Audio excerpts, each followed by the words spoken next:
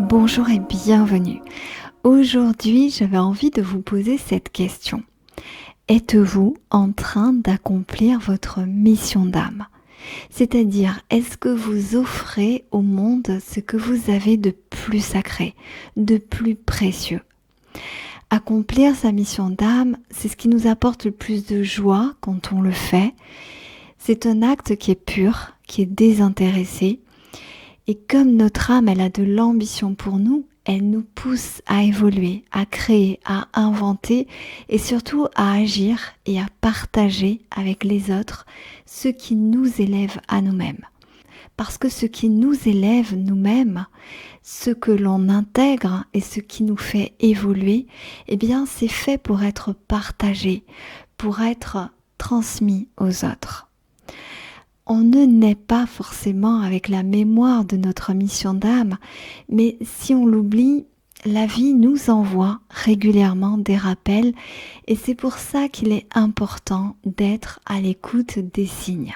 Quand on accomplit notre mission d'âme, on se sent nourri de l'intérieur, on se sent revigoré, parce que cette connexion profonde avec nous-mêmes, elle est directement reliée à l'univers. On ne ressent plus le besoin d'être stimulé par l'extérieur parce que cette union avec notre aspect le plus divin nourrit notre être tout entier. Mais ça ne veut pas dire qu'on n'agit pas extérieurement. C'est simplement qu'il y a une sorte de carburant qui est tout le temps disponible à l'intérieur de nous et que c'est à partir de l'intérieur que tout se crée. Accomplir sa mission d'âme, c'est pas forcément le chemin le plus court, le plus facile, mais en tout cas, c'est le chemin qui nous donne l'impression de faire quelque chose de grand. C'est un chemin qui comporte des défis et ce sont justement ces challenges, ces défis qui nous font évoluer. Notre mission d'âme, c'est parfois le plus grand défi de notre vie. Parce que dans cette mission d'âme, il y a aussi nos peurs, il y a tout notre potentiel. Et parfois on a peur de notre lumière, on a peur d'aller de l'avant. Et donc notre mission d'âme, elle est tout le temps en train de nous parler et tout le temps en train de nous dire que oui, on peut le faire. Et que ce à quoi on pense, eh bien, c'est pas un hasard. Alors, je peux vous dire aussi qu'il n'y a pas de recette miracle pour découvrir notre mission d'âme, mais notre force et notre lumière nous guident si on souhaite la rejoindre. Ce que je peux vous dire aussi, c'est que j'ai mis toute mon énergie et je continue à mettre toute mon énergie pour aider les personnes à retrouver et à se souvenir de leur mission d'âme. Donc sur mon site carolinefagé.fr, vous trouverez de nombreux articles sur le thème de la mission d'âme et puis sur ma chaîne YouTube également, je partage tout ce que je peux, toute cette inspiration qui me vient de ma propre mission d'âme. Et donc, si on veut bien écouter les signes que nous transmet notre âme, le chemin va se dessiner au fur et à mesure. Si on veut bien agir en fonction de ce qui nous porte, de ce qui nous nourrit, de ce qui nous met en mouvement, eh bien, on est sur le chemin pour accéder, pour rejoindre vraiment notre mission d'âme. Et parfois, c'est aussi quand on fait quelque chose qui nous a éloignés de nos véritables aspirations, qu'on se demande ce qu'on fait là et qu'on se dit mais il doit bien y avoir autre chose pour moi, il doit bien y avoir une autre voie. Eh bien, c'est là parfois que justement, on a rendez-vous plus que jamais avec notre mission d'âme. Les consciences sont en train de s'ouvrir aux appels de notre âme et c'est ce qui explique aussi tous les nouveaux métiers qui voient le jour et puis aussi une augmentation de création d'entreprises parce que la mission d'âme, elle a bien sûr à voir avec notre propre liberté, avec le fait d'être libre et de créer des choses qui sont en rapport avec ce qu'on est. Donc on n'a plus besoin de patron, en tout cas on n'a plus besoin de quelqu'un qui va nous chaperonner, qui va nous guider, mais au contraire, on a besoin de retrouver cette guidance intérieure. C'est pour ça que Il y a de plus en plus de personnes qui sont vraiment alignées sur leur mission d'âme et qui créent leur propre entreprise. Il y a donc de moins en moins de personnes qui veulent dépendre d'un patron parce que, comme je le disais, notre mission d'âme, c'est vraiment un acte de liberté. Et c'est même parfois un acte de rébellion. La société, elle est en train de s'adapter, je pense, justement à toutes ces poussées d'âme qui revendiquent leur indépendance et leur singularité. Accomplir sa mission d'âme, c'est souvent un acte de foi, parce qu'on s'élance parfois dans une direction sans en connaître véritablement les tenants ni les aboutissants. Notre mission d'âme, elle est libre de toute entrave. Elle est libre de toutes ces entraves et surtout celles de l'ego qui exigent des garanties et des certitudes. La véritable certitude existe, mais elle réside à l'intérieur. Et c'est cette petite voix qui nous dit de façon douce et ferme que notre place se trouve dans cette direction, c'est-à-dire la direction qu'on est en train de poursuivre au fur et à mesure qu'on entend les signes, qu'on répond à nos guidances intérieures. On pourrait presque se sacrifier parfois pour notre mission d'âme ou bien payer pour la réaliser tellement on aspire à la rejoindre et à la vivre. Et parfois, on a besoin de tout plaquer, comme on dit, pour vivre notre mission d'âme, parce que le chemin qu'on a choisi il y a plusieurs années s'est beaucoup éloigné de ce qu'on porte dans notre cœur. Et parfois, cette mission, c'est aussi simplement un prolongement de ce que l'on sait déjà faire et de ce qu'on avait déjà entrepris, ou en tout cas de ce qu'on a entrepris de façon ponctuelle, ou des choses qu'on a commencé à mettre en place petit à petit et puis on s'est arrêté, puis on y est revenu. Parfois, c'est des choses qu'on rassemble et qu'on sait faire ou qu'on a déjà fait de façon désordonnée, par exemple. Et notre mission d'âme, c'est ordonner et c'est donner un sens et c'est rassembler tout ce qu'on sait faire.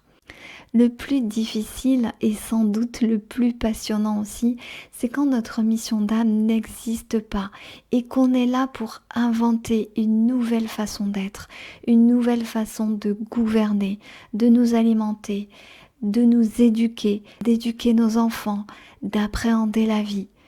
Et certaines âmes sont vraiment des pionnières qui ont la mission d'ouvrir des chemins pour proposer de nouveaux modèles au monde.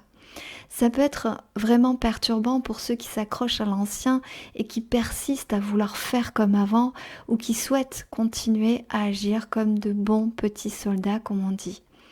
Tous les êtres qui ont changé le monde ont été des rebelles.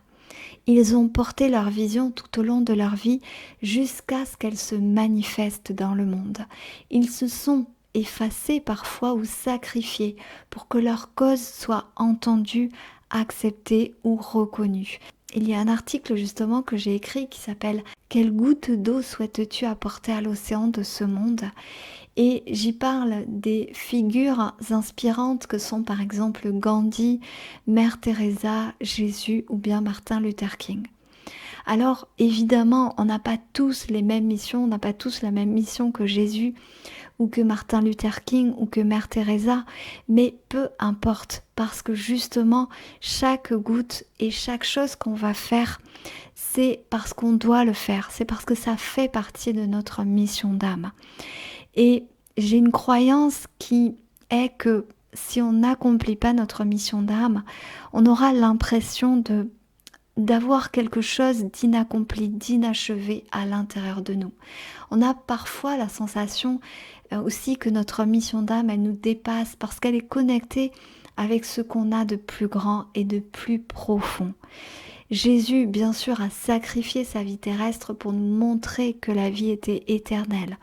Certains sacrifient leur réputation ou vont à l'encontre de ce qu'on leur a enseigné. Certains transgressent des lois ou font des actes subversifs parce que notre mission d'âme, elle nous porte au point que la peur n'est pas assez forte pour nous faire reculer. Je me souviens de quelque chose que m'a dit une amie quand j'ai démissionné de l'éducation nationale. Elle m'a dit « j'ai peur pour toi » et je me suis dit, et je lui ai dit d'ailleurs, non, en fait, tu n'as pas peur pour moi, mais tu as peur pour toi. C'est-à-dire que, bien sûr, on fait des choses parfois pour suivre l'appel de notre mission d'âme et ça peut paraître complètement hallucinant pour les personnes qui sont là à côté. Mes parents ont également eu peur et ils m'ont posé à peu près toutes les questions qu'on peut se poser pour garantir une certaine sécurité. Et je leur ai répondu, j'ai répondu à leurs questions et puis à un moment donné, j'ai senti que c'était terminé et que je ne pouvais plus répondre à leurs peurs. Et donc, c'est sûr que parfois, lorsqu'on suit notre mission d'âme, ça peut être incompris. Mais ce que je ressens en fait, c'est que on est tous venus pour agir au niveau de notre âme.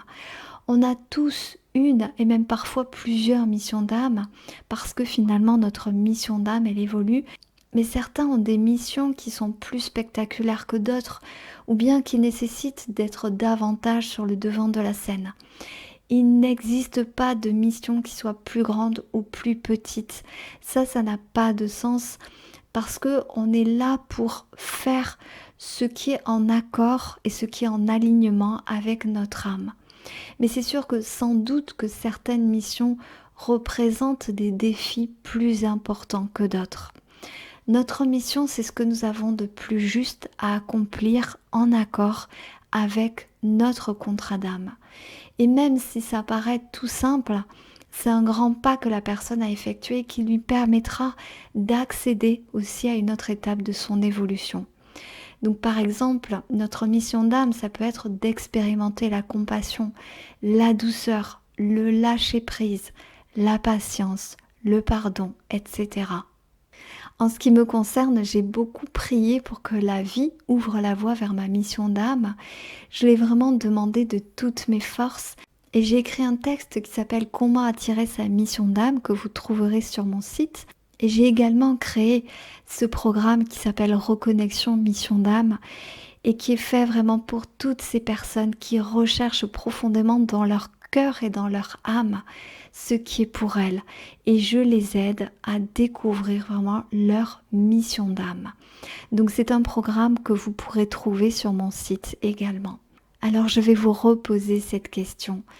Êtes-vous en train d'accomplir votre mission d'âme en faisant ce que vous faites aujourd'hui?